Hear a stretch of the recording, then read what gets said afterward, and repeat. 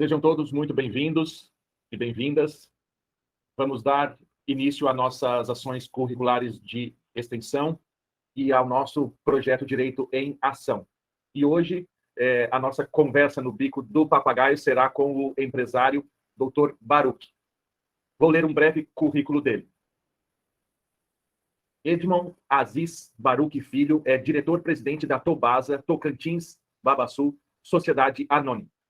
Tem experiência no setor de biotecnologia, graduação em engenharia química pela Universidade Federal do Rio de Janeiro e mestrado e doutorado também em engenharia química na mesma universidade.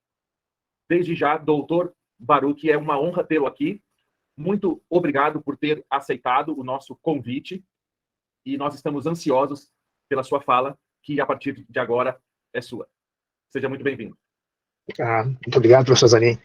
Para mim também é uma honra participar de um grupo aí jovem e tão aguerrido aí, sob a sua orientação, né, sob a sua coordenação, e para mim e para a Tobasa é sempre uma honra poder expor um pouco do nosso trabalho e da nossa vida pelo desenvolvimento aí do município e da região. Muito obrigado. Eu nasci no Rio de Janeiro, né, a minha família toda é do Rio de Janeiro, e eu me formei aqui, exatamente aqui, estudei meu primeiro e meu segundo grau, que hoje se intitula, acho que, nível básico, enfim. E acabei entrando, então, para cursar engenharia química aqui na UFRJ, né? Na famosa ilha da Cidade Universitária aqui do Rio de Janeiro, né? E entrei muito jovem na universidade, entrei com 16 anos, e já cursava o meu curso, e fiz em 5 anos normais. No último ano da minha graduação, eu tive a oportunidade de estagiar nos Estados Unidos, né? Eu fiquei 6 anos nos Estados Unidos, 6 meses nos Estados Unidos, fazendo uma espécie de TCC, que deu base para finalizar a minha iniciação científica que eu já havia iniciado na própria FRJ, né, no Laboratório de Biotecnologia. E foi uma experiência muito interessante, porque eu tinha apenas 21 anos e acabei enfrentando aí o que é trabalhar, né, num grande laboratório, né, numa grande nação como os Estados Unidos. Quer dizer, a gente percebe que a inteligência, a criatividade, o ser humano é o mesmo, né, mas as condições são diferentes, né? As condições que o país, enfim, oferece ao estudante, oferece ao cientista, seja ele social, da área técnica, da área médica, é muito diferente, né, na realidade, né? E são essas oportunidades que realmente fazem a diferença no desenvolvimento de um país, né? Então, eu muito jovem tive essa oportunidade, professor, e na realidade foi uma experiência muito interessante. Eu acabei depois, aproveitei e fiz assim no final desse meu estágio, dessa minha experiência, acabei rodando os Estados Unidos todo de ônibus naquele tempo, e rodei toda a costa leste dos Estados Unidos, enfim, e fui até o Canadá, para você ter ideia. E, enfim, foi uma experiência muito interessante, porque eu fiquei dentro da universidade, acabei morando dentro da universidade, fiz amizade com colegas do mundo inteiro, né, porque os Estados Unidos recebe jovens do mundo inteiro, né, para cursar lá. E foi uma experiência pessoal e científica muito boa. Retornei após 6 meses, consegui adaptar as minhas matérias para não perder o período, né? Acabei acumulando um pouquinho e acabei formando com 21 anos em engenharia química, realmente. Aí logo ingressei no mestrado, porque a Escola de Química da UFRJ, ela pertence ao Departamento Politécnico, né? E tem a COP, que é uma instituição independente, não sei se o senhor conhece, a garotada conhece aí, mas é um centro de excelência em engenharia aqui da América Latina, né? E a COP é a coordenação dos programas de pós-graduação em engenharia. Então, eu entrei logo no mestrado, para não perder muito tempo, porque depois que você está com o mercado de trabalho ou se envolve em outras atividades, acaba não retornando, né? E naquele tempo, então, eu ingressei no mestrado e terminei o mestrado com meus 23 anos, na época, exatamente, 23, e na realidade, eu já começava, logicamente, como eu já vinha acompanhando meu pai, porque na realidade meu pai que é o fundador da Tobasa, né? A Tobasa tem 54 anos de vida, né? Então é uma indústria madura, né? Uma indústria experiente, né? Uma indústria sênior, né? Então, na realidade, eu era muito novinho quando meu pai fundou a empresa, né? E aí, na realidade, eu já acompanhava meu pai nas visitas às fábricas, nos desenvolvimentos de maquinário, de tecnologia, tudo isso. E aquilo foi aguçando a minha curiosidade pela engenharia, né? Até na época eu tive uma dúvida de fazer engenharia química ou mecânica. Também passei, como todo jovem passa, por aquele questionamento. Fiz vestibular de medicina, passei em medicina também. Aí eu falei assim, mas puxa, medicina é uma carreira maravilhosa, admirável, mas eu tenho facilidade em física e matemática, tenho dificuldade em biologia, né? Como é que eu vou ser um médico com dificuldade de estudar biologia e com facilidade de estudar física, matemática e química, né?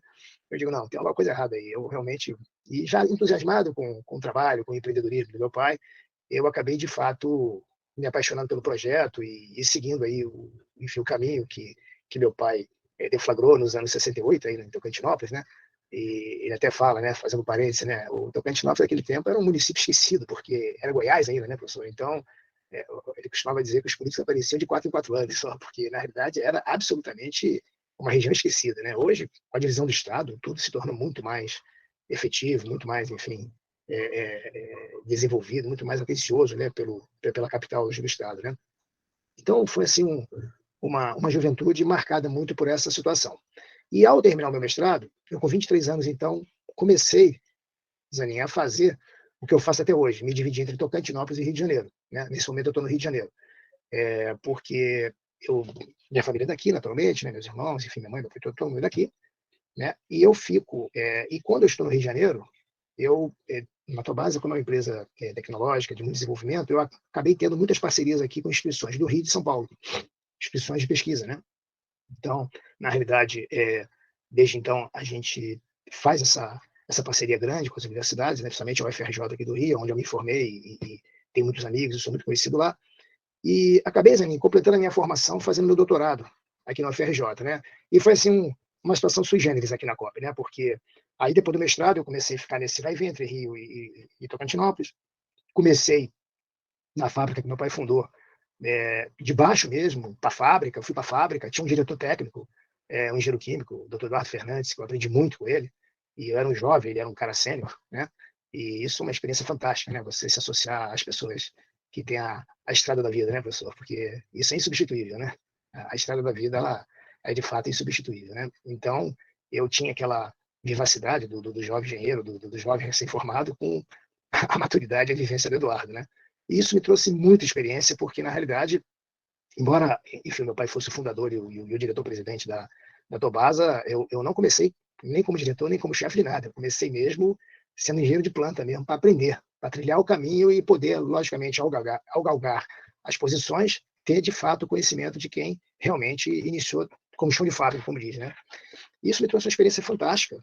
E na realidade, a gente se deparou uns 3, 4 anos depois com um desenvolvimento de uma planta de álcool de Babaçu, que era um estudo que meu pai tinha feito há anos atrás, quando eu ainda nem era engenheiro, e acabou ficando na gaveta. E aquilo me entusiasmou, porque o meu mestrado foi exatamente em biotecnologia, em processos bioquímicos, né? E o processo de produção de álcool de Babaçu é um processo que se assemelha ao álcool de milho, ao álcool de amido, né?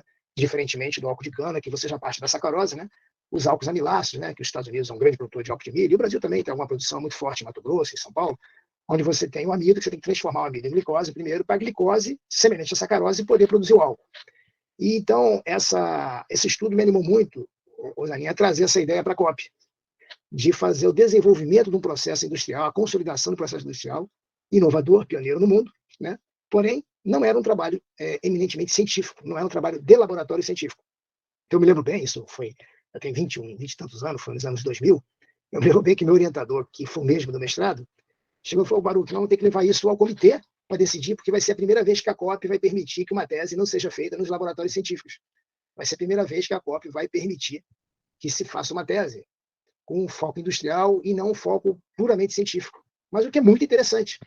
E isso, Zanin, acabou marcando história na COP, porque houve realmente uma reunião e o pessoal, houve ali votos contras e a favor, naturalmente, mas a nossa tese foi vencedora. Quer dizer, então foi aprovado pelo Comitê Científico da COP que um determinado aluno pudesse fazer a sua própria tese de doutorado na sua própria indústria. Uma coisa que foi muito interessante. E o trabalho foi fantástico, porque acabou que nós desenvolvemos uma parceria muito grande entre a COP e a FRJ e publicamos 2 trabalhos internacionais. Um eu fui, inclusive, expor nos Estados Unidos, numa grande conferência de biotecnologia e de bioengenharia, né? Chamava-se Biotechnology and Bioengineering. Era um congresso aberto ao mundo para os cientistas exporem as suas inovações, assim, enfim, as suas teses, enfim, as suas inventividades, né? E quando eu fui expor o trabalho lá nos Estados Unidos, que era exatamente a consolidação da minha tese, né, de doutorado, né? Aí o americano falou assim: mas palmeira de coco dando álcool, né? Porque coco dá óleo ou carvão, né? Porque, na realidade, o Babaçu, Zanin, é o único coco do mundo que tem uma camada amilácea. Nenhum coco do mundo tem amido. Coco é como o dendê, como o coco da Bahia, né? Você tem ali o quê? Você tem o creme, o cerne, que é gorduroso, né? Que é a carne do coco, e mais o óleo, igual o dendê. E as fibras, né? Mas amido não tem. E o americano ficou, assim, perplexo, né? Como é que se fazia um álcool de coco. Então foi assim, um trabalho bem interessante, porque acabou virando nem um trabalho científico, acabou virando um trabalho exótico, porque o babaçu só existe no Brasil, né? Um pouquinho na Bolívia, um pouquinho na África, mas esses milhões de hectares, essa riqueza imensa, fantástica que nós temos, só pertence ao solo brasileiro, né? Que de fato é um país abençoado nesse sentido, né?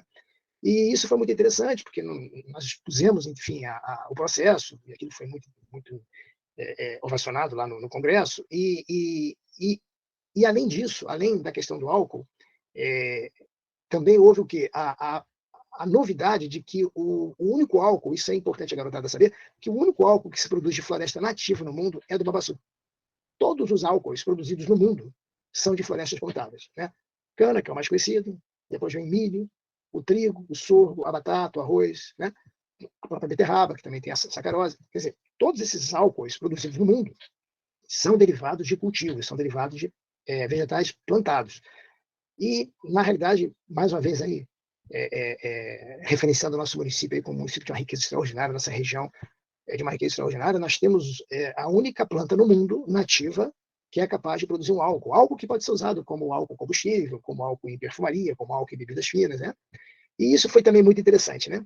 Então, essa parte da minha formação, Zanin, foi assim, estou contando assim os pontos mais interessantes e pitorescos, né? Porque são cenas que de fato eu diria que são as mais assim interessantes para se contar num tempo curto da minha formação.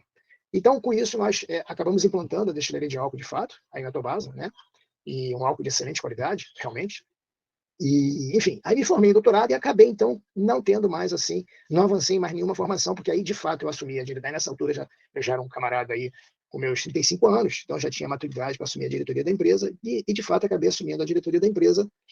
Como eu te falei, dos meus 23 aos meus 35, eu estava ali escalando, enfim, a hierarquia da empresa. Meu pai ainda era o diretor-presidente, né? E eu, então, passei a ser o braço direito dele. O doutor Eduardo acabou indo, se aposentou, saiu da empresa, voltou para o Rio de Janeiro, porque ele era do Rio, e acabou assim que na minha formação profissional, Zanin, eu acabei então ocupando o braço de desenvolvimento industrial da Tobasa. E durante muitos anos eu fiquei como o diretor industrial da empresa, e meu pai como diretor-presidente, até que, em determinado momento, a gente fez uma profissionalização da empresa e eu assumi a diretoria e presidência da empresa. Quer dizer, eu acabei sendo, de fato, o sucessor do meu pai, e ele acabou indo para a presidência do conselho, quer dizer, então ficou como naturalmente se faz, como é a naturalidade da vida, né, Zanin? Você chega a uma determinada idade que a sua sabedoria é muito maior do que a sua capacidade física, né? As curvas elas se invertem, né? Na juventude a sua capacidade física é imensa, a sua sabedoria é limitada, né? Porque é a estrada da vida, né? Eu sempre costumo dizer para a garotada que eu converso, né? Quer dizer, a inteligência ela é fundamental, o estudo é fundamentalíssimo, mas assim, a estrada da vida é que ela dá realmente a capacidade da visão, né, de médio e longo prazo, né? Então, de fato, chega um momento que é natural, meu pai subiu ao conselho e eu assumi a presidência da empresa. Ao assumir a presidência da empresa, de fato, eu acabei fazendo, enfim, parcerias com alguns investidores, com alguns fundos de investimento. Como eu digo para você, esse meu vai e vem permanente entre Rio, São Paulo e Tocantinópolis, ele é fundamental para o desenvolvimento da empresa, porque não se faz realmente um projeto desse tamanho aí, um projeto com essa envergadura, sem ter, de fato, uma capilaridade de investimentos e de projetos e de apoios, sejam eles normalmente privados, muito mais privados hoje do que governamentais, né? E foi isso que aconteceu, quer dizer, então, dentro da minha história, eu acabei trazendo para a empresa investimentos que fizeram, de fato, a empresa ter uma curva de crescimento muito, muito acentuada dos anos ali de 2000 para frente, mas fortemente ali a partir de 2010 para frente, 2015, por ali, 16. Então, eu acho assim que na trajetória da empresa, eu diria para você que a gente tem aí hoje uma consolidação de uma empresa hoje que tem 210 funcionários, colaboradores diretos, né? Nós geramos 200 empregos diretos, em média.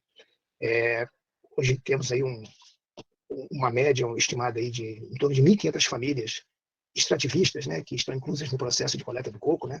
Então é um projeto que tem assim contempla um raio de ação, pra você ter uma ideia, de 300 quilômetros a partir da nossa sede, né? Nós fazemos uma coleta do coco num perímetro de 600 quilômetros de atuação, quer dizer, então nós vamos até lá, o Parazão, fronteira com o Maranhão, enfim, é um projeto que tem assim uma capacidade de geração e de impacto social muito, muito forte na região, né? Muito forte mesmo, né? Tanto no nosso município diretamente, como em mais de 20 municípios aí do nosso Bico do Papagaio, do norte do Tocantins. Então, com isso, a gente estima que hoje são áreas que são hoje conservadas, que estão de pé, né? Haja vista hoje o que todo mundo procura, né? Vamos ver essa COP26 que ocorreu agora recentemente no exterior, né? Hoje o mundo inteiro, o que ele busca, professor? Ele busca a conservação florestal, a inclusão social, mas com oportunidade de geração de riqueza, né? Porque hoje não adianta só você dizer que você vai preservar a natureza, né? Você tem que preservar, tem que conservar, mas gerando um valor econômico dessa floresta, gerando um valor econômico dessa vegetação.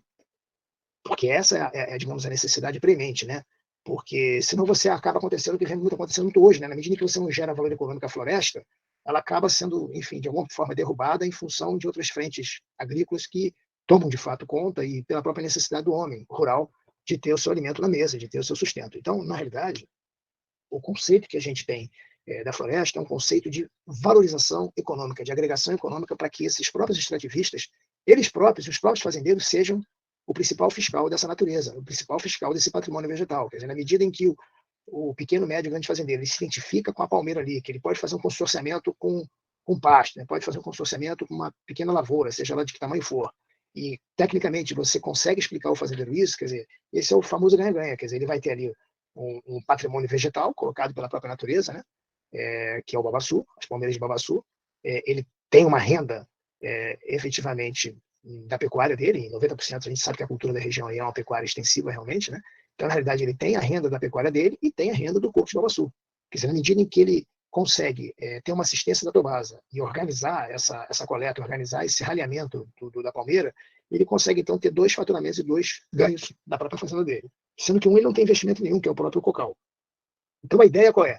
A ideia é que a gente possa conscientizar cada vez mais todos esses fazendeiros da região, né, na sua grande maioria, que o babaçu, além dele ser um instrumento fundamental para todo o futuro climático da humanidade, né, da região, tudo isso, né, a gente está cansado de ouvir aí toda essa questão, toda essa conversação a respeito de como conservar, né, as nossas florestas, como conservar, como incluir essa população, né, o quilombola, o indígena, enfim, as quebradeiras, o catador de coco, né, todo o extrativista que de fato vive ali, que vive daquela floresta, né, como você conciliar esses povos, enfim, toda essa gente, e ao mesmo tempo oferecendo uma condição, uma oportunidade de renda e de trabalho. Então, de fato, o trabalho da Tobasa, professor, ele acaba tendo uma atratividade muito grande, enfim, das agências privadas e governamentais, porque é a famosa economia circular, né? A famosa sustentabilidade socioambiental, né? Quer dizer, você consegue ter uma fábrica no meio de uma cidade como Tocantinópolis, onde ela trabalha ali 24 horas por dia, recebendo essa matéria-prima que vem da floresta, né? Que vem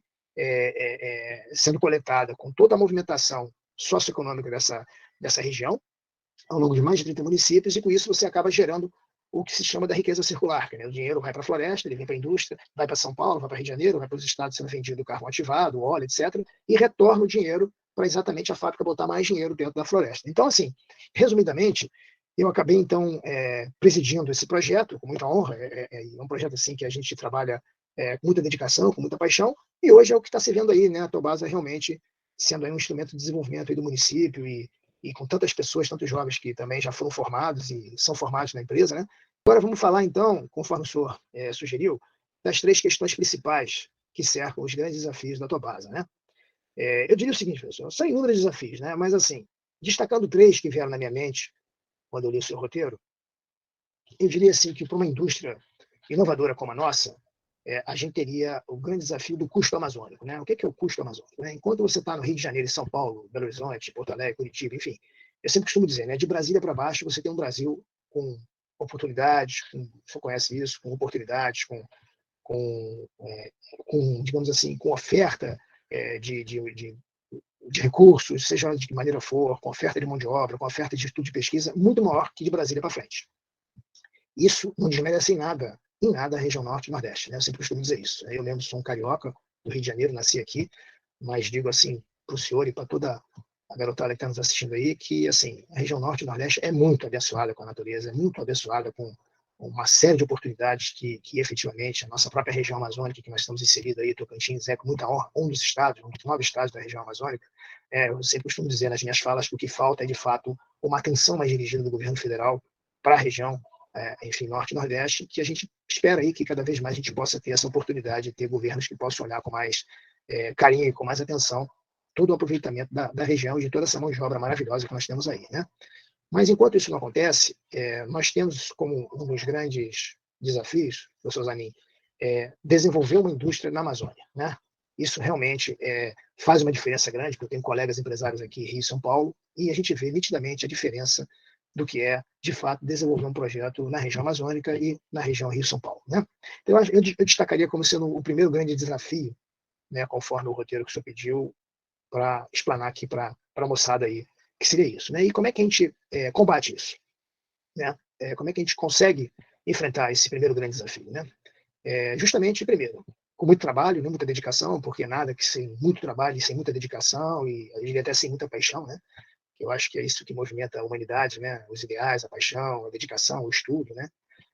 Sem dúvida nenhuma, com muita dedicação, eu e minha equipe conseguimos vencer esses desafios a partir de toda essa nossa leitura do que é poder empreender na Amazônia. Então, assim, de certo modo, trabalha-se muito, estuda-se muito, traz-se muito engenheiro, já que nós não estamos no eixo Rio-São Paulo, então vamos trazer parte do eixo Rio-São Paulo para dentro da Amazônia, de maneira que a gente possa, né, aprender com essa turma, trazer essa riqueza, distribuir essa riqueza, né, que é absolutamente mal distribuída nesse país, quer dizer, você tem recursos, milhões e bilhões de recursos no eixo Rio-São Paulo e muito menos recursos na região amazônica.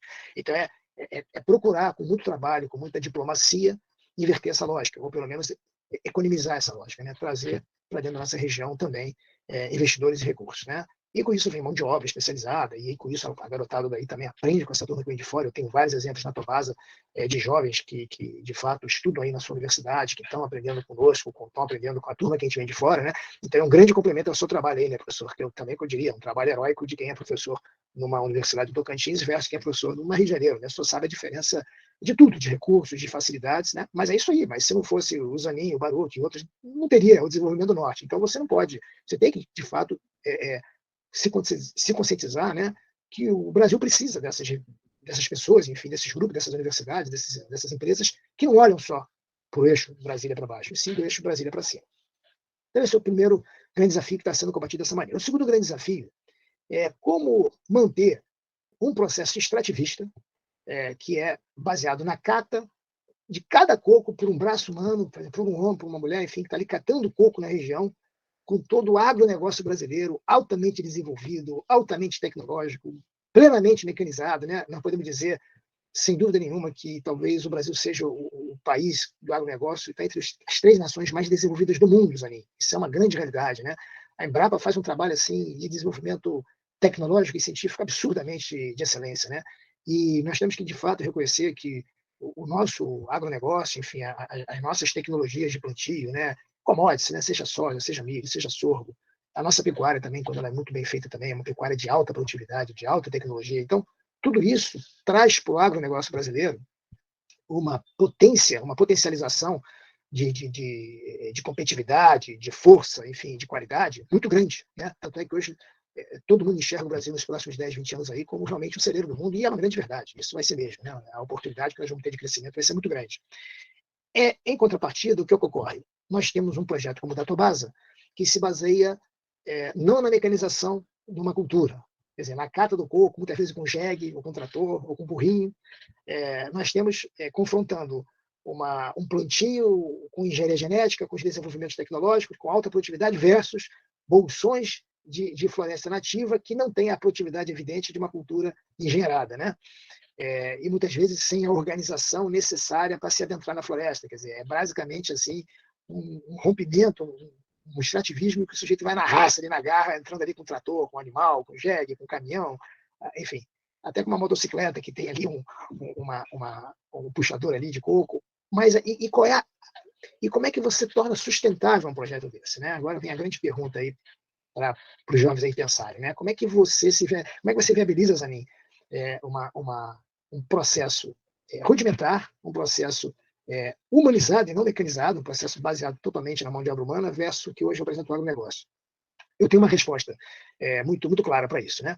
Enquanto você tem toda digamos assim, a grande vantagem, a grande potencialidade do agronegócio, por outro lado, o mundo precisa de quê? Das nossas florestas naturais. O mundo precisa respirar, o mundo precisa ter, de fato, o que as florestas, que as vegetações nativas trazem para a gente, que é exatamente a absorção do CO2 e a liberação do oxigênio, né?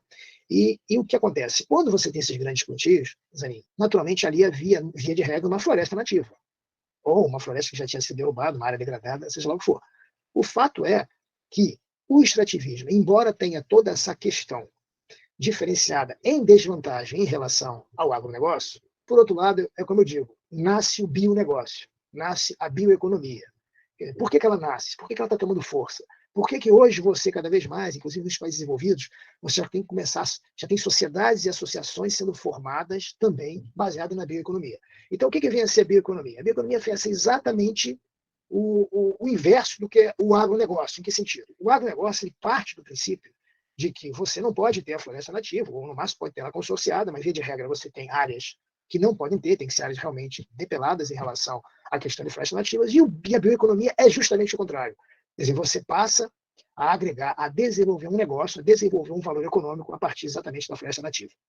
Enquanto isso, 20 anos atrás, era tido como tipicamente ideias de organizações governamentais, de ambientalistas, de WWF, de apenas, enfim, pessoas que se dispunham, né, a serem, vamos dizer assim, o jovem que estava ali brigando pela vegetação. Hoje, Zanin, passou a ser um braço de uma economia pujante, de uma economia futurística, muito hoje decantada pelos grandes investidores, porque o mundo percebeu que dá para conviver com as duas economias, né? Dá para conviver com os dois segmentos econômicos, né? Dá para conviver, certamente, com aquilo que alimenta o mundo, que são as grandes escalas de produção do agronegócio, a cana, o milho, a soja, imensas escalas de produção, a pecuária, mas o mundo precisa também ter nichos de negócio que façam com que a floresta fique de pé, que façam com que essa floresta tenha um valor econômico. E, logicamente, são escalabilidades completamente diferentes, né? Enquanto você tem milhões de hectares de plantios e grandes produções de commodities a partir do agronegócio, qual é o grande desafio que você tem que colocar no seu negócio? Qual é a grande visão que você tem que ter no seu negócio para competir com o agronegócio? É você, logicamente, desenvolver tecnologias, desenvolver intelectualidades, desenvolver inventividade ao pequeno negócio de bioeconomia, porque a bioeconomia ela é intrinsecamente um pequeno negócio frente ao grande negócio, que é justamente a área agrícola. São escalas completamente diferentes, porém, aonde você começa a desenvolver o quê? Um óleo para cosmético, um carvão ativado que serve para um filtro ou para um produto farmacêutico, né? um álcool que seria para uma bebida fina ou para um perfume diferenciado. Então, você começa o quê? A sua visão começa a ser de alto valor agregado aos produtos para que ele possa vencer a falta de escala que você tem na agricultura moderna e mecanizada, né? Porque a garotada aí deve saber do curso de direito, mas a escala de produção, né? Ela de fato, quando você aumenta a escala de produção, você dilui os custos fixos e é onde você ganha margem para se manter vivo no mercado. Na medida em que você não tem a escalabilidade na bioeconomia que você tem no agronegócio, ou seja, você está falando de uma escala de produção muito menor do que do agronegócio, como é que você consegue, enfim, sobreviver no mercado? Agregando valor. Porque ao agregar valor, você pode ter uma escala menor de produção e se tornar competitivo no mercado. Então, a nossa leitura para que o extrativismo possa, de fato, sobreviver a esses grandes projetos agrícolas, enfim, em outras palavras, o babaçu não ir para o chão e colocar no lugar soja ou uma pecuária plena. E quando eu falo do babaçu, eu estou falando do açaí, estou falando da macaúba, estou falando de todas as outras vegetações nativas que o mundo desenvolvido perdeu. Quer dizer, você vai ter o quê? Floresta nativa você tem o quê? Você tem uma parte da Ásia, no Brasil, na América do Sul, porque, de fato, ali na Europa e nos Estados Unidos, você diminuiu demais a condição de ter a floresta. E hoje essa turma que são realmente que é a turma poderosa, a turma do dinheiro, descobriu isso. E eles têm muito dinheiro para colocar em projetos que normalmente estão localizados em regiões como a nossa, da Amazônia. Por isso que eu digo para vocês, Zanin, que existe uma grande oportunidade dessa juventude participar de um crescimento da Amazônia que não foi visto na minha juventude. Quer dizer, então, é uma oportunidade maravilhosa que o Brasil pode ter nesse momento, porque hoje, de fato, deixou de ser uma retórica de professor, de cientista e de filósofo para virar uma retórica do mercado. Né? E querendo ou não, pode-se falar o que for do mercado, mas é o mercado que gira a economia. Né? Você sabe disso, Zanin, né? A universidade prepara os profissionais, né? Os institutos de pesquisa têm a intelectualidade da nação, mas o que faz girar a roda da economia, o que bota realmente a comida na mesa, são os empregos industriais, a agricultura, toda essa roda do mercado. Então, de fato, você precisa do mercado. Né? Assim como você precisa da formação da universidade, precisa dos cientistas de uma Embrapa, de organismos científicos, você precisa rodar a economia e gerar emprego, porque é onde você tem, de fato, né, o pão na mesa, né, do jovem e da família.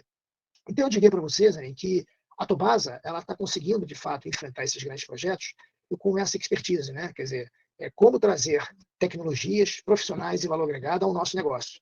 E o nosso negócio, então, acaba enfrentando a grande massa de produção agrícola com uma escala menor, sem plantio, com um jeguinho lá na floresta, né, com o sujeito catando. E, por outro lado, você veja bem, também existe uma questão social muito forte, porque enquanto uma fazenda mecanizada emprega talvez 10, 20, 30 ali, operadores de trator, né, e nós estamos falando de escalas absurdas de produção, inversamente, a bioeconomia ela tem uma escala de produção menor, mas uma empregabilidade muito maior.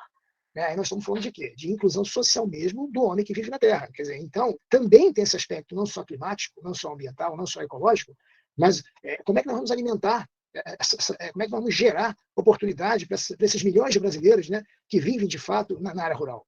Né? E nós não podemos trazer essa turma toda para a cidade, que você sabe, o que ocorre, né? O que ocorre aqui em Rio e São Paulo, quer dizer, uma favelização, uma miserabilidade absurda, porque não tem espaço, não tem nem oferta de emprego para todo mundo. Então, é preciso ter projetos que retenham o homem rural, onde tem essa vocação de fato, não é verdade? Então, esse seria um segundo desafio. E o terceiro desafio, para compor aí o seu roteiro, professor, seria como captar recursos, né? Porque, assim, claro que são 3 itens que acabam se interrelacionando, né? Mas, como o senhor pediu para fazer uma coisa destacada, então eu diria, né? Então nós teríamos então a questão do custo de se estar na Amazônia, teríamos a questão do extrativismo versus a agricultura mecanizada, e agora como captar recursos. Então eu diria para o senhor o seguinte, que hoje, por exemplo, acabei de vir de São Paulo semana passada, eu vou em São Paulo amanhã de novo, que de fato, né, querendo ou não, a gente tem que admitir que metade do país passa por São Paulo, né? Não tem jeito, não tem jeito, né? É o PIB e metade do país está ali em São Paulo, de fato, é uma pujança absurda, né? E mesmo o Rio de Janeiro sendo a segunda cidade do país, sabe, Zanin, está muito longe da capacidade de gerar recurso e de captar recursos de São Paulo. Então, o dinheiro está lá, não tem jeito. Então, eu vou de novo e eu estou assim, muito impressionado e queria passar assim, para a sua juventude e para os seus alunos, né, essa mensagem positiva, né? Como é que realmente as agências internacionais, como é que os bancos, como é que, enfim, você está falando de bancos aí tradicionais que nunca olharam para as florestas, que nunca olharam para a bioeconomia, que nunca, de fato, até desdenhavam, de um certo modo, né, desse segmento da economia, em prol sempre do agronegócio, da soja, da exportação da pecuária, tudo isso, né, você começa a ver uma mudança. Não é ainda o ideal, está muito longe do bancão analisar essa questão socioambiental, porque acaba que o sangue do bancão quer ler a última linha do balanço mesmo, né? Ele quer ver o lucro, né? E a gente sabe muito bem que nem sempre só o lucro líquido do balanço é de fato o que faz o desenvolvimento de uma nação, né? Porque, na realidade, não adianta nada você ter um lucro líquido absurdo e não ter uma região amazônica próspera, né? Não ter uma região amazônica sendo, de fato, a capacidade de renovação de oxigênio do mundo, né? Que não adianta absolutamente nada, porque você vai ter o quê? Uma riqueza que, no final das contas, ela vai ser limitada pelas condições climáticas que hoje o mundo inteiro já observa, né? Temperaturas e chuvas e diferenciações jamais vistas, jamais vistas. Esse ano mesmo, eu estou impressionado como é que está chovendo aí na nossa região, que não para de chover. Aqui mesmo no sul, as enchentes, e por aí vai, o mundo afora, temperaturas na Grécia de quase 50 graus no verão, quer dizer, então o mundo está observando, Deus anime, essas diferenciações que tem uma camada que acha que é retórica de cientista, retórica de ambientalista, mas você vê na prática que não é isso. Você vê na prática, quando você desertifica uma região, quando você aniquila uma natureza, né, a resposta vem. Ela pode ser demorada, mas ela vem, né?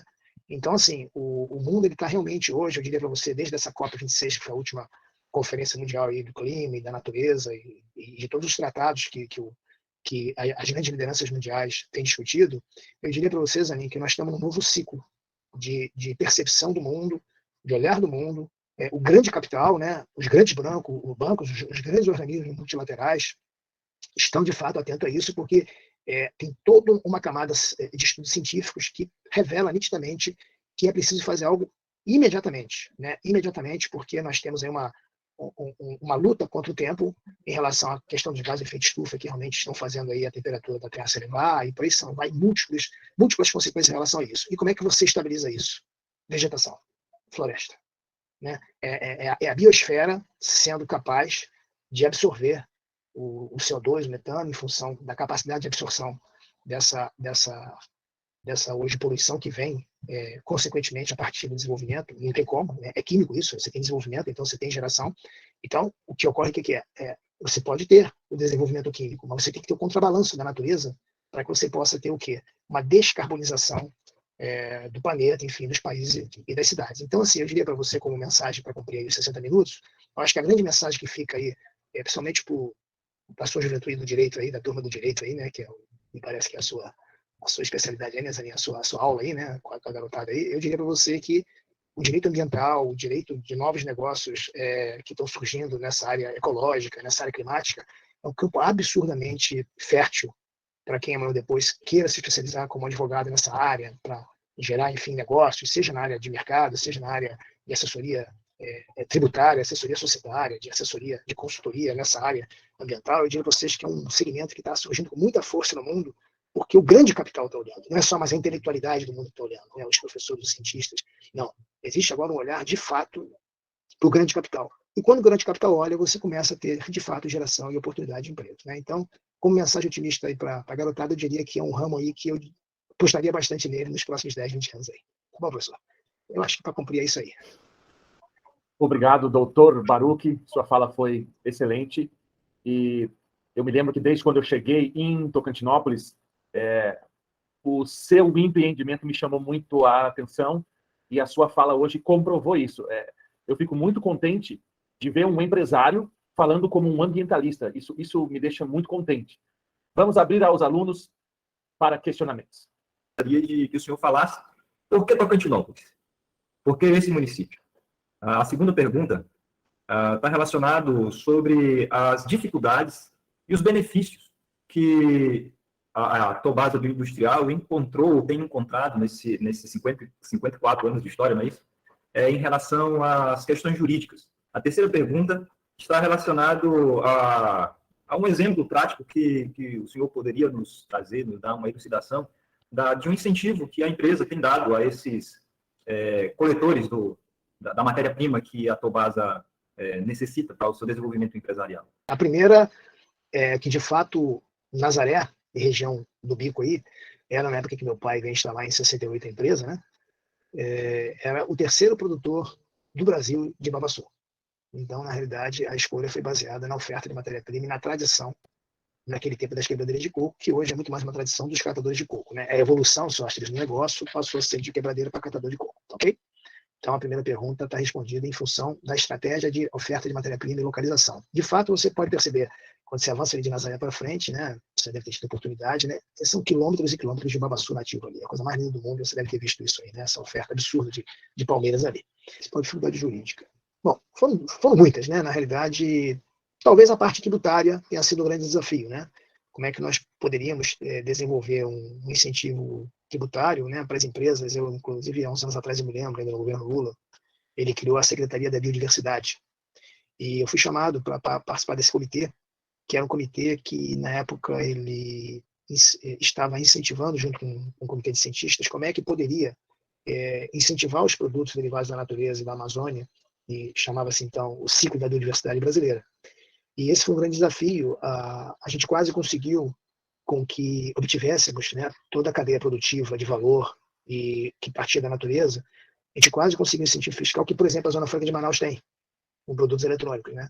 Então, nesse ponto, o ex-presidente Lula tinha uma visão assim, estratégica de defesa e das florestas de maneira bastante, eu reconheço, bastante aguçada, sabe? Então, mas infelizmente acabou que veio o governo Dilma e não deu continuidade a essa questão. E eu diria para você, Sóster, que assim que eu tiver condições de retomar esse assunto, eu quero ver se eu consigo constituir algum tipo de comitê de empresas, indústrias, e que a gente consiga levar ao governo um incentivo fiscal, entendeu, professor? Diferenciado, já que a gente vê tantos incentivos fiscais, né, para produtos, muitas vezes até que nem, entre aspas, mereceria tanta atenção assim. E você vê uma região amazônica precisando de tanto apoio, e nesse sentido, eu diria para você, só acho que seria um grande desafio. Com o tempo, a oferta de amêndoa, as quebradeiras de coco acabaram, de um certo modo, diminuindo muito a sua produção, porque quando você aproveita apenas 6% do fruto, que é o caso da amêndoa, você acaba tendo uma dificuldade de competitividade, porque 94% do fruto ficam sem aproveitamento. Quando você parte com um aproveitamento integral do fruto, que é o caso da Tobasa, quer dizer, quando você compra o coco inteiro, não só apenas uma parte do coco, você acaba tendo competitividade de trazer mão de obra, de trazer, enfim, a remuneração dessa mão de obra para competir com os grandes projetos agrícolas, né? Então, eu diria para você, Sócrates, que assim, o mundo ele é dinâmico, a economia é dinâmica, quer dizer, na realidade, hoje você consegue incentivar muito mais a cata do coco do que a quebra do coco, né? Isso veio naturalmente, isso não foi esse rompimento desse paradigma não foi uma coisa imposta pela empresa, foi uma questão natural, né, de sucessão, enfim, de atividade, né? As mais novas, inclusive, quebradeiras, não quiseram continuar o trabalho da mãe e da avó, porque é um trabalho muito árduo, realmente. E, pelo contrário, a cata do coco passou a ser uma atividade que, de maneira que, além puxada, mas nem de longe se compara a quebrar o coco, né? Que é uma atividade muito mais árdua para o ser humano do que a cata do coco. Então, eu diria para você, Sócrates, que o grande incentivo da Tobasa foi ter desenvolvido essa tecnologia social, vamos chamar assim, e onde você tem, de fato, uma camada de extrativistas muito hoje grande e podendo competir com o agronegócio e podendo ser remunerado equivalente ao agronegócio, e essas oportunidades, então, surgiram em função do fato da Tobasa ter desenvolvido esse trabalho tecnológico que eu comentei há pouco tempo atrás. Quer dizer, com a tecnologia agregando valor, você consegue agregar valor também na matéria-prima. Eu, como contador, e já trabalhei numa fábrica, numa indústria parecida assim, usa matéria-prima, inclusive, para fabricar álcool, né? Aqui em Campestre. E aí o doutor comentou aí sobre a produção de álcool, e a minha pergunta é nesse sentido. A primeira, né?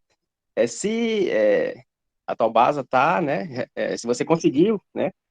Fabricar o álcool, né? E está fabricando, ou se é um projeto mais para frente, se tem essa ideia de fabricar, né?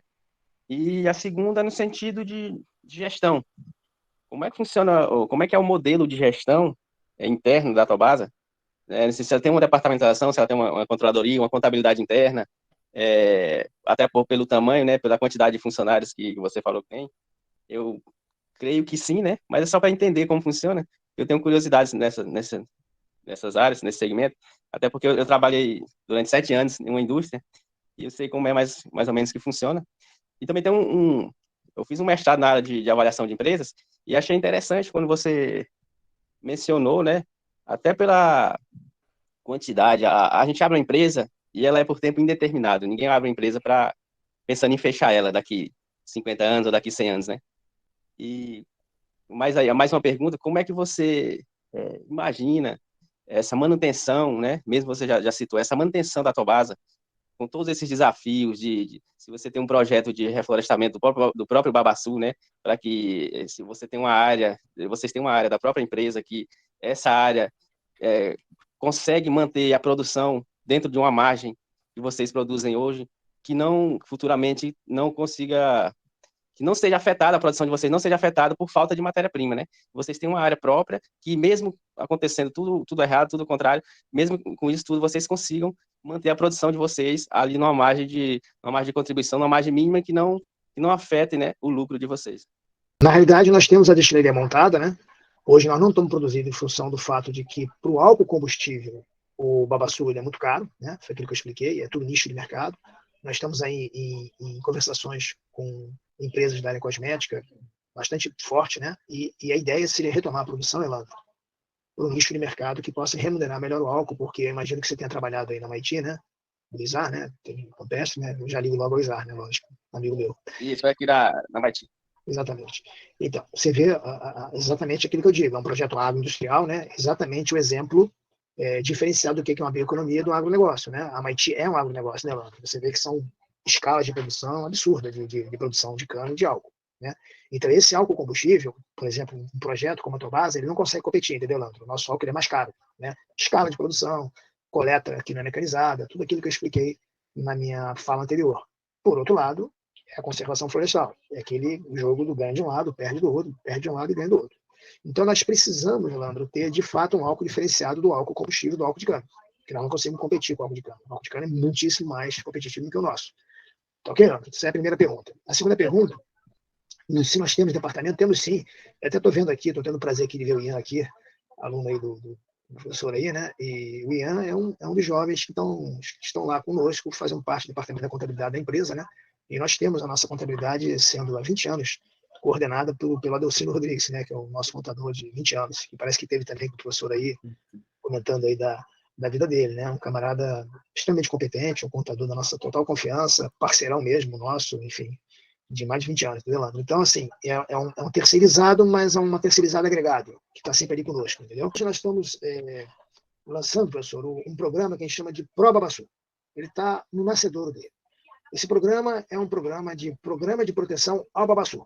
Na realidade, esse programa vai trazer, além de toda a coleta que hoje nós já fazemos, vai trazer, de fato, condições melhores financeiras e de assistência técnica a esses pequenos e médios fazendeiros e também a toda a camada que está comprometida com o processo de coleta, Leandro, né? Então eu não posso falar muito sobre ele, que é um projeto inovador, é um projeto que nós estamos ainda lançando, mas assim, a sua pergunta faz sentido. Na realidade, nós estamos querendo o quê, professor? Fazer com que os fazendeiros se comprometam de uma maneira mais efetiva, né, com o não desmatamento e com a coleta do coco, e logicamente, em contrapartida, eles teriam da Tobasa toda uma assistência técnica em relação à produtividade da sua pecuária, em relação, enfim, eventualmente a sua agricultura ali de subsistência. Tudo isso está no nosso plano de formatar uma parceria onde a gente não só compra o coco, Leandro, que a gente também dê ao pequeno médio fazendeiro e ao grande, quando houver de fato interesse,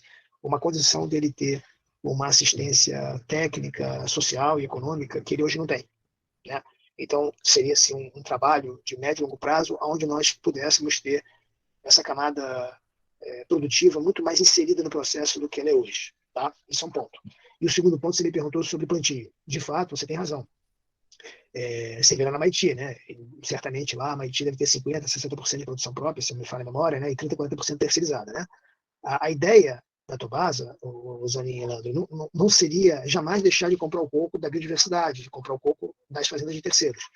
Mas a sua pergunta ela é de fato apropriada, quer dizer, ao mesmo tempo, como a Tobasa é uma indústria já de 54 anos e pretendemos a Zanin fazer com que ela comemore mais 50, mais 50, mais 50, né?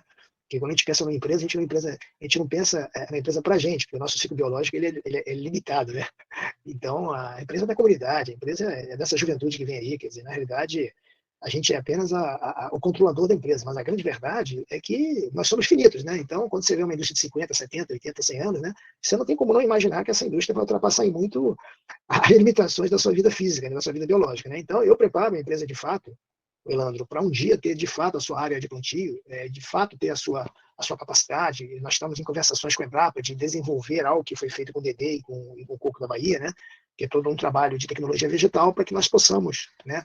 Daqui a, enfim, num breve espaço de tempo, pensar num plantio também. Aí fica perfeito, né, professor? Porque você tem uma indústria com plantio próprio, né, garantindo parte do seu suprimento, porque seria uma área própria, ao mesmo tempo, comprando todo o coco da região, porque é isso que vai manter essa floresta de pé. Quer dizer, então, quando você pensa no longo prazo, em mais 30, 40, 50 anos de atividade empresarial, você, de fato, tem que pensar nessas duas situações que você perguntou com muita propriedade. Quer dizer, você tem que imaginar um suprimento próprio e um suprimento de terceiros, né? E esse suprimento terceiro ele nunca vai terminar, porque é exatamente a grande atratividade, o grande glamour do projeto, entendeu? É ele trabalhar exatamente com as áreas que não são de sua titularidade, não são de sua propriedade. São áreas que estão ali dentro das fazendas de terceiros e pertencem a essa imensa biodiversidade aí do nosso estado, enfim, da nossa região. E a ideia seria sempre continuar comprando esse coco de maneira a incentivar economicamente a manutenção dessa floresta de pé.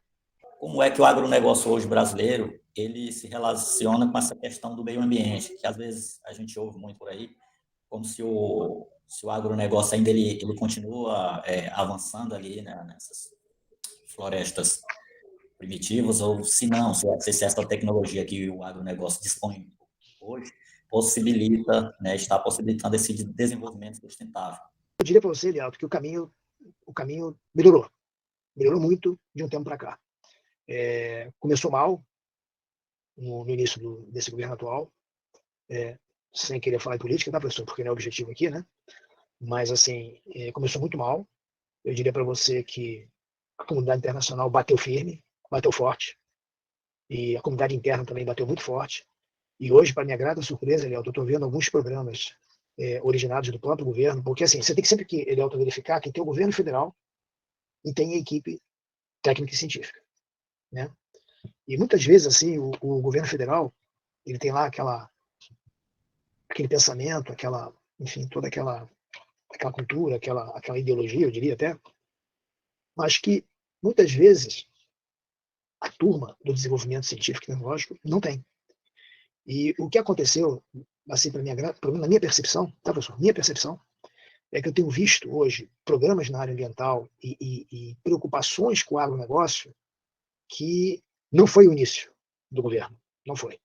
Eu acho que até que a pandemia trouxe aí, de um certo modo, uma reflexão maior sobre isso tudo, sobre como é que o ser humano teria que, enfim, combater esses males que estão vindo todo, e a questão climática, ele é um mal tão gravoso quanto uma pandemia, né? tão gravoso, que você conversa você vai a conferências internacionais e você vê cientistas de grande renome traçando um paralelo do que pode acontecer com o mundo, caso de fato você não tenha um cuidado com o clima, né? Algo parecido com a pandemia. O que nós estamos falando? Que a economia trava, a economia para. Você vê, agora mesmo nós estamos com uma quarta onda aqui em Rio, São Paulo, os hospitais estão começando a ficar cheios, muito amigo meu pegou Covid. Aí você fala, bom, mas está todo mundo vacinado. Beleza. A doença, de fato, ela não está tão grave quanto antes. Mas 5 dias em casa, 10 dias em casa. E o que você faz com a economia? Você tem uma pancada na economia. E quando a economia para, Elielton, para tudo. Para recolhimento de imposto, para a roda enfim, o giro do país, não é isso, professor? Então, assim, o que eu diria? Eu diria para você que, devido a isso tudo, houve, de fato, e principalmente na COP26, quando a gente verificou que o governo federal ficou isolado, e eu acho que isso, de um certo modo, de maneira silenciosa, trouxe alguns problemas que eu estou muito surpreso, que estão vindo do Ministério da Agricultura, do Ministério do Meio Ambiente, né? Programas, por exemplo, de incentivando o consorciamento de floresta, né? Por exemplo, o próprio programa ILPF do governo, né? Integração Lavoura, Pecuária, Floresta, que é inserido dentro de um programa maior chamado ABC, Agricultura de Baixo Carbono. Então você vê, Elielton, que está existindo por parte da turma de baixo, né? De quem operacionaliza as secretarias, incentivos com relação ao meio ambiente e preocupações de como é que nós podemos conduzir toda essa situação de descarbonização de uma agricultura, de uma pecuária que é absolutamente, é que eu digo, é o ciclo de carbonização que é químico, não tem jeito, isso é da biologia enfim, os gases de metano originados da pecuária é um ciclo biológico natural do boi.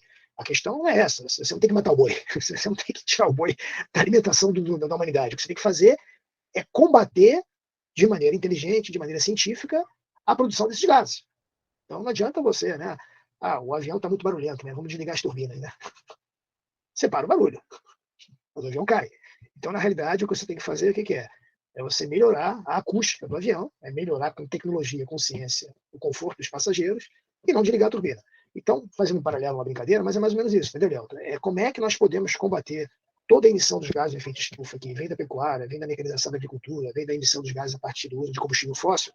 Como é que nós podemos combater isso? Com tecnologia, tendo a Maiti produzindo álcool de cana, que realmente é um álcool renovável, um recurso renovável. Quer dizer, a ideia é trazer ciência e tecnologia para se associar aos modelos tradicionais. E eu tenho visto progressos.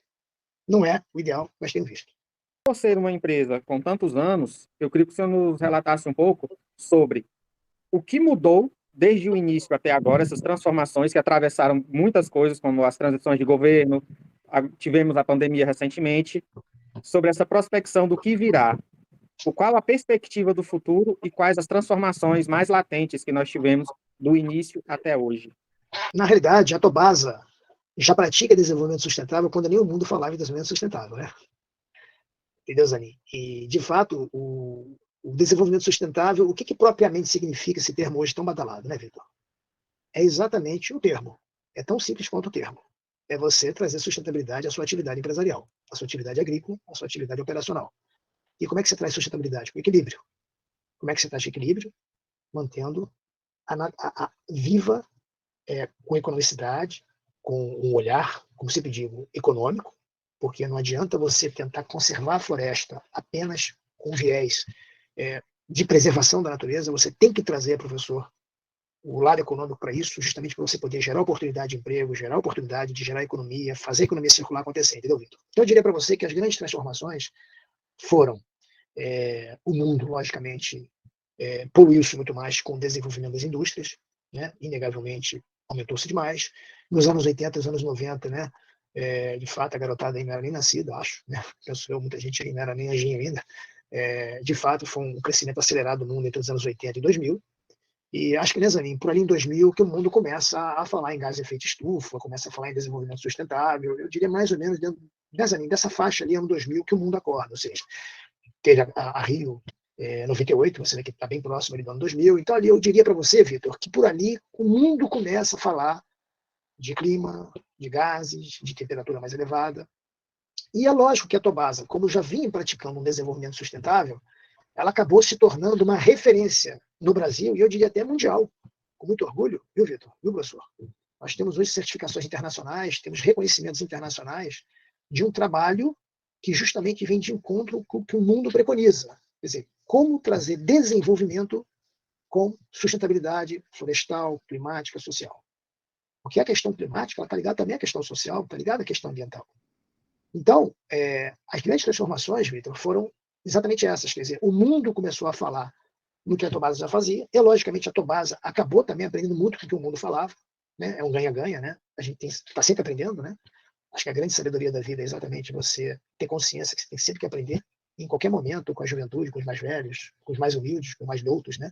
Acho que essa é a capacidade, a grande sabedoria da vida. Você está aberto a aprender e a se revisar permanentemente.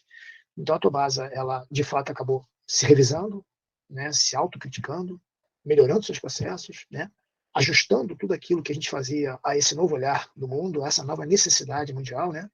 E estamos hoje aí, como eu te falei, com o Pro Babaçu, que é um programa que eu não posso dar detalhes agora, que é um programa inovador, mas é um programa que vai trazer aí diversos benefícios de ordem climática, de ordem ambiental. Por quê? Porque exatamente, Vitor, é isso. O mundo está cada vez mais buscando esses projetos sustentáveis, está cada vez mais exigindo, né, as certificadoras. Hoje, por exemplo, se você não for certificado por uma auditoria independente em relação a determinados produtos, você não consegue nem entrar no mercado europeu, você não consegue nem exportar para os Estados Unidos. Né? Isso há 20 anos atrás era impensável. Você produzia de qualquer forma, você emitia gás de qualquer forma, você tinha sua pecuária feita de qualquer forma. Hoje você tem uma JBS falando em boi verde. Você tem a Suzano, que nos procurou aí, que tem um baita de um projeto de eucalipto aí do nosso lado da Imperatriz, falando, entra no site, professor, da Suzano, vocês entram lá, tem um filminho falando sobre a integração dos fragmentos vegetais, a coisa mais linda do mundo, o filme. Aí você vai dizer essa retórica? Não, não. A Suzano tem um programa de descarbonização até 2030 como meta, colocado no estatuto social dela. Né? Por isso que eu digo, vocês que estão formando a maioria aí, tá, em direito, penso eu, né? É uma oportunidade incrível aí de você associar aspectos jurídicos com o desenvolvimento científico, tecnológico. Né? Eu acho que o mundo vai vir aí numa oportunidade aí, Zanin, de prosperidade muito grande nesse campo, porque existe, de fato, não mais a retórica dos ambientalistas. Eu hoje sinto nitidamente, que existem programas que estão, lógico, no seu início, que estão incipientes, que precisam ser consolidados, mas eu percebo, de 20 anos para cá, sabe, Zanin, uma mudança grande nesse sentido. Até porque o grande capital sabe que se ele não fizer alguma coisa, né, o que faz o grande capital ser sustentável? Né? Os investimentos com retorno. Então, se ele perceber que ele tem o capital e não tem como remunerar esse capital, ele próprio começa a ter uma autofagia. Então, não é porque ele é bonzinho ou porque ele pensa ambientalmente, né? Ele até pode pensar. O que movimenta exatamente o grande capital é a sua sustentabilidade. E sem floresta, sem equilíbrio climático, sem inclusão social, não adianta, você não tem prosperidade. Durante a sua fala, você falou muito das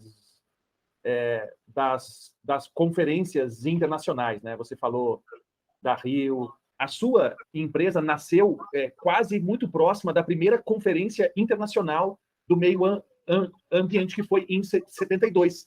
Esse discurso do meio ambiente, ele inicia na década de 70 e vai se consolidando até hoje, né? Mas a minha dúvida vai no sentido do bionegócio, da biotecnologia. Como você mesmo disse, uma empresa ela tem que ser competitiva. E para isso ela precisa gerar lucro.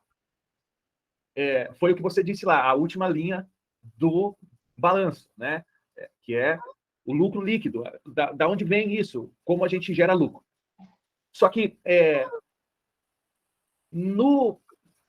as empresas de biotecnologia têm um alto custo, porque, como você mesmo disse, tem que gerar valor agregado. E as empresas de biotecnologia andam de mãos dadas com as ciências e com a pesquisa. Pesquisa e, geralmente, essas empresas de biotecnologia têm um setor lá de alto custo chamado pesquisa e desenvolvimento.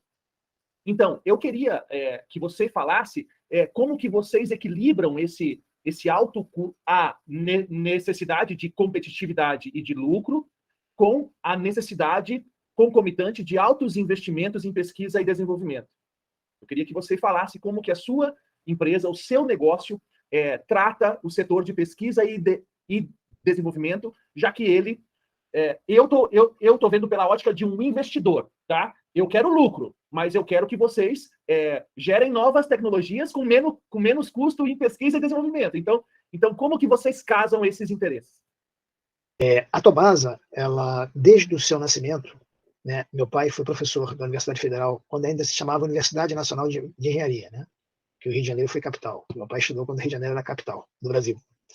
E ele, com esse DNA de engenheiro, ele fundou a Tobasa e pela própria visão dele, já fundou com todo um viés, né, desenvolvimentista, de desenvolver a tecnologia, tanto é que é um projeto inovador, um projeto pioneiro. E esse viés, o Zanin, acabou passando para um dos filhos, que fui eu, né?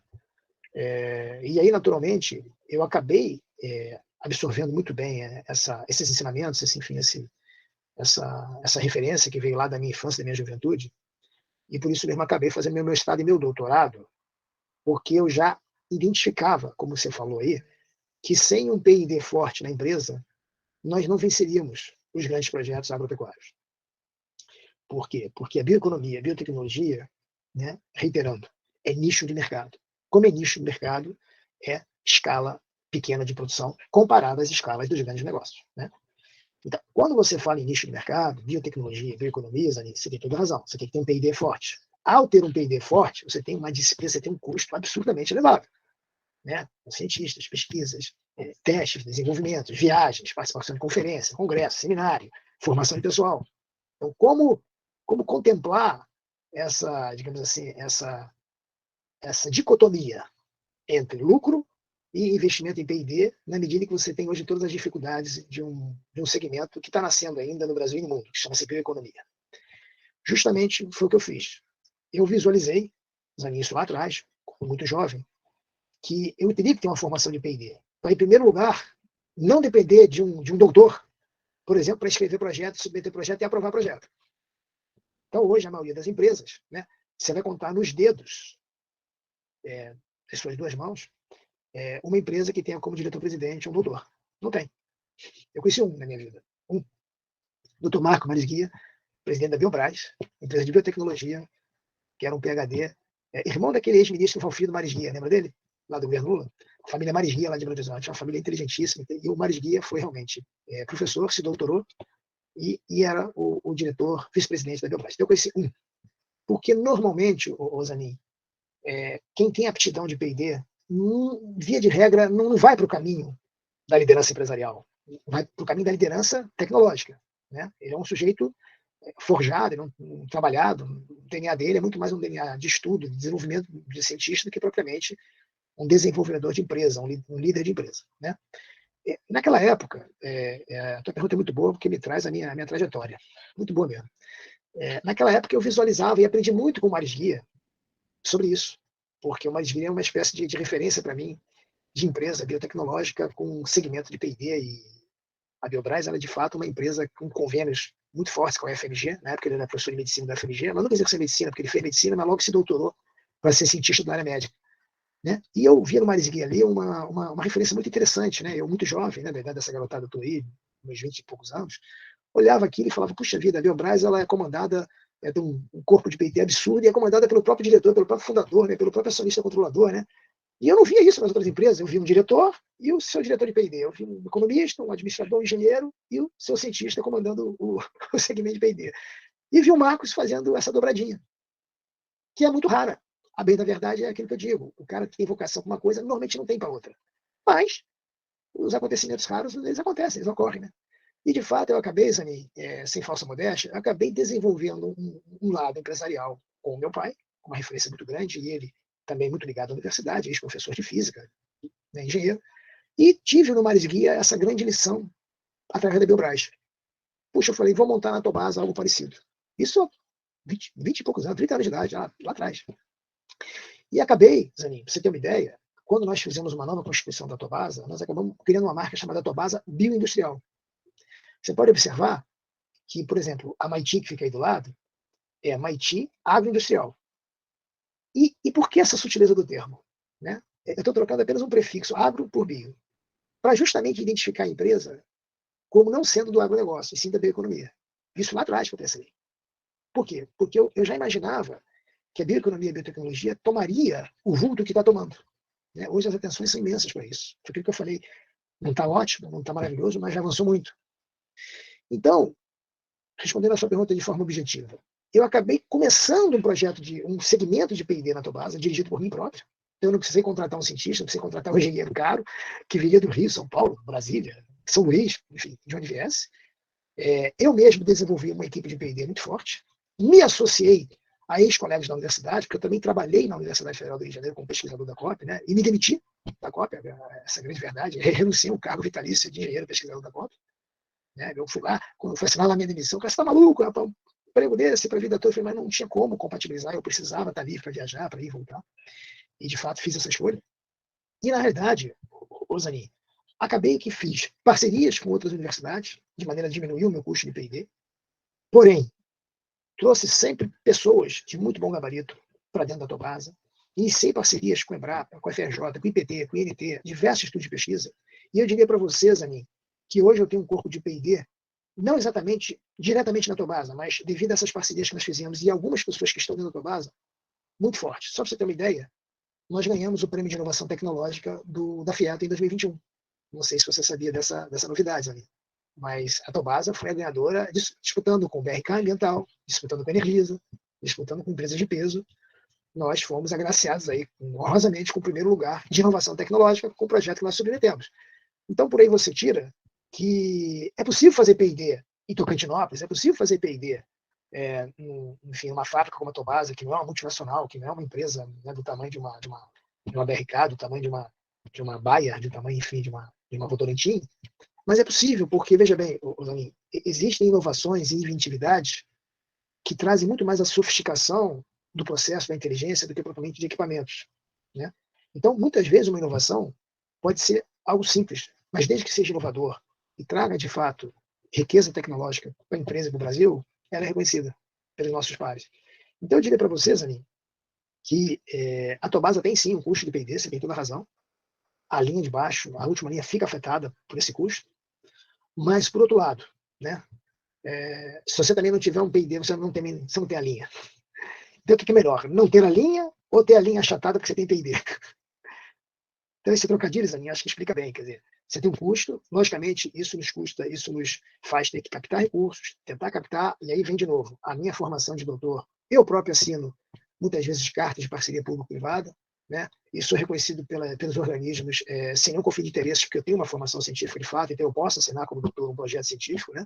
Mesmo que seja dirigido à Tobasa, porque não há nenhum problema, aquilo é auditado, aquilo vem o CNPq, vem a CAPES, vem, enfim, qualquer instituição, a Embrapa, audita nossas contas, e, enfim, estamos desenvolvendo tecnologia. Então, de um certo modo, existe uma redução de custo, porque o coordenador, que normalmente é o ente mais caro da pesquisa, é verdade, Zanin, você sabe disso, você é professor, ele é da casa, né? Ele está pago. Então, de um certo modo, eu acho que eu visualizei bem esse caminho para a Tobasa, porque eu falei, opa, deixa eu ter uma formação forte aqui, por N motivos, claro, não só esse motivo, eu estou respondendo por esse motivo, porque é o objetivo da sua pergunta, né, o custo do P&D. Mas é claro que existe dentro de mim também toda uma satisfação imensa de estar aqui conversando com vocês, Zanin, que é da área científica, junto com essa garotada aí, que é o futuro aí da nossa nação, tudo isso, né, são eles que vão amanhã ser os professores, os empresários, né, os advogados, enfim, cientistas que vão levar o país para frente, né. Então, para mim é uma satisfação. Então, não é só o P&D da Tobasa, é poder estar em contato com a academia, poder estar em contato com os pesquisadores, poder saber, porque a universidade é uma renovação permanente, né? A gente é empurrado por essa turma jovem a estar sempre se renovando, sempre se revisando, né? E isso é muito bom, dá trabalho, mas é muito bom, entendeu? Então, não sei se eu respondi totalmente a sua pergunta, mas seria isso, quer dizer, é preferível ter a linha de baixo, a última linha, diminuída pelo P&D, porque na realidade ela não é diminuída, ela é diminuída momentaneamente, mas ela automaticamente ela aumenta com o passar do tempo, porque o P&D ele traz de fato as inovações que uma empresa precisa para se manter viva, né, no mercado.